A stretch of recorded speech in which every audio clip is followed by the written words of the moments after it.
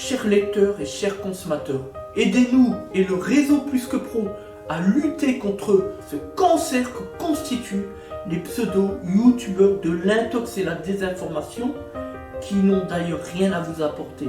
À lutter également contre tant d'entreprises frauduleuses et tant d'imposteurs qui colmatent nos métiers de l'automobile après-vente. Parce que nous on ne triche pas de calomnie, on dit la vérité. Notre objectif, rétablir le climat de confiance au travers de nos documents vidéo qui permettent de structurer le principe de transparence qui nous est si cher. Faites-nous confiance, abonnez-vous et à tout de suite. Des Autotransact Talange, réseau Plus que Pro pour la défense du consommateur.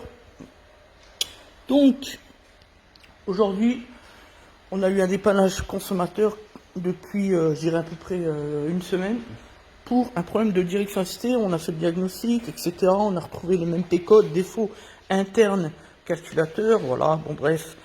On place le module DAE, etc. Donc là, on va vous montrer le bricolage. Bon, le client n'a pas souhaité nous l'avouer, mais enfin, nous, on a vite compris. Le client a souhaité faire lui-même les travaux. Regardez ce qu'on trouve. On retrouve déjà un client qui a lâché l'affaire, qui a abandonné. Parce qu'il a fini par péter le gros connecteur de puissance, celui qui envoie le jus, pour faire tourner les roues. Enfin bref, pour alimenter la DAE. Donc là, normalement, vous avez un gros truc rouge au-dessus. Là, il est pété. Grosso modo, ça va être compliqué pour le faire tenir dessus. Vous voyez, il faut faire super gaffe. Donc on va essayer de gérer le truc, mais voilà. Donc du coup, on a le client qui a lâché l'affaire, puis qui a fini par nous appeler parce que bon, il a vu nos bons résultats, qu'on était fiables, sérieux, transparents, etc., etc.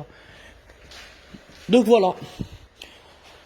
Donc ça permettra aussi d'expliquer aux gens que de toute façon, le client, le particulier, quand il s'agit de la DAE, là on est sur une pièce qui constitue un élément de sécurité de véhicule, donc on ne peut pas déjà mettre de l'occasion, c'est strictement interdit. Puis surtout, derrière, c'est la possibilité de la mort au tournant, parce que, imaginez-vous, mettez une pièce d'occasion qui finit par lâcher, ça peut se passer bien une fois, et la deuxième fois, hop, vous arrêtez pas, c'est le fossé, c'est le rond-point qui est trop court et qui ne vous permet pas de réagir avec réactivité, etc.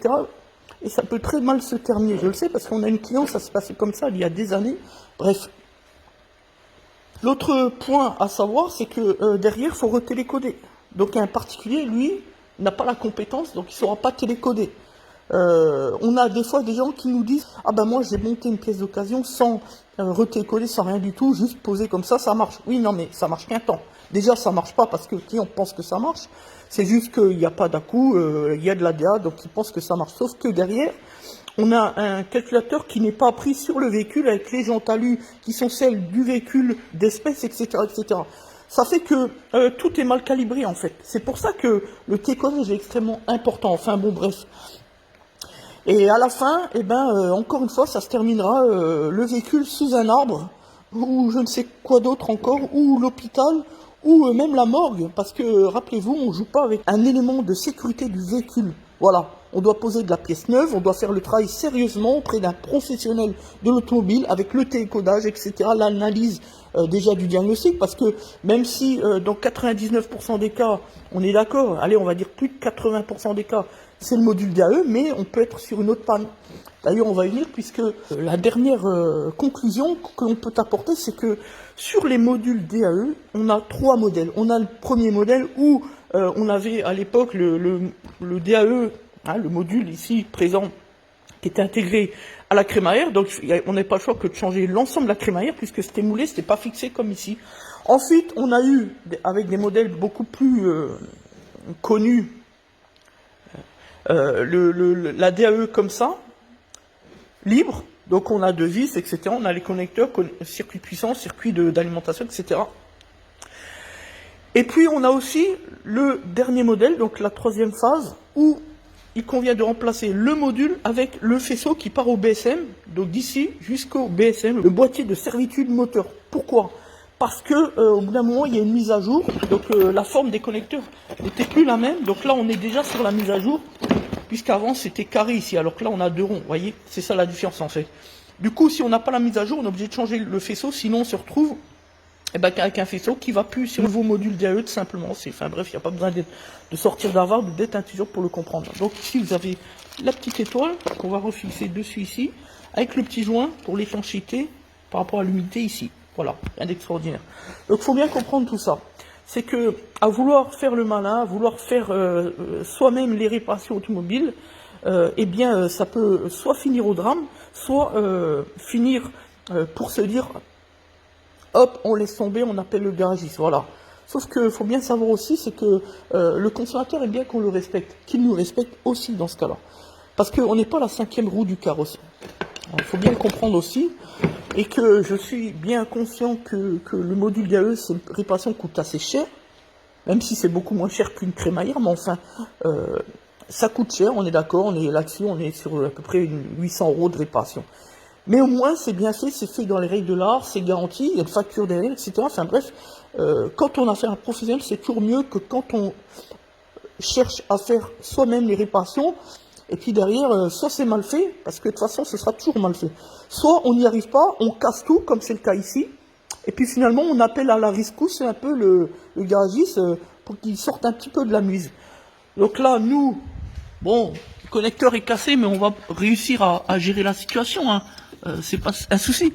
Ou alors, dans des cas où on constate effectivement que il y a plus grand chose à faire, que le client a tout fusillé, tout flingué, et là il faut carrément remplacer le faisceau, ou alors aller encore plus loin, etc. À ce moment-là, nous on prend pas de risque. Écoutez, sur le principe de l'obligation de résultat, ce qu'on fait, on appelle le client et on lui dit tout simplement, écoutez monsieur, on a vu effectivement qu'il y avait des choses de cassées, que ça a été touché, donc voilà, soit c'est vous, soit c'est un bricoleur, soit c'est une personne tierce, peu importe. À ce moment-là, des faits, nous, on n'intervient plus, on remonte et vous pouvez vous rapprocher auprès de votre concessionnaire. Voilà. Voilà ce qu'on lui aurait dit. En tout cas, il faut bien comprendre qu'à un moment donné, nous, en tant que professionnels de l'automobile, on a des responsabilités. C'est pas la même chose que quand on est un bricoleur du dimanche, on a des responsabilités. Donc pour certains, ça peut paraître pour peut-être de l'incompétence, encore que, franchement, de ce côté-là, on n'a franchement rien à prouver.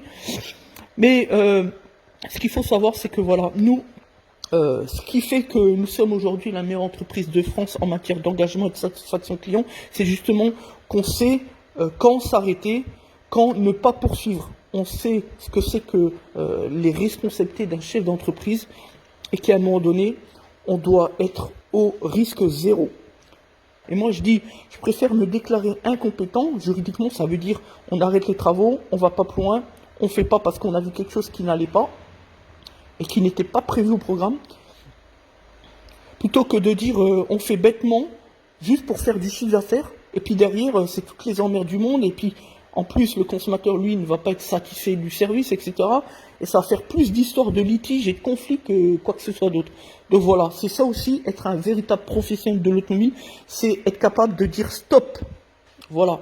Donc tout ça pour dire quoi, et on va finir là-dessus, que quand on est un consommateur, un client, on n'a pas à toucher son véhicule. Soit on fait confiance, soit on décide d'aller jusqu'au bout, à ses risques et périls, faire ses travaux soi-même. Voilà la vérité. Merci de nous faire confiance.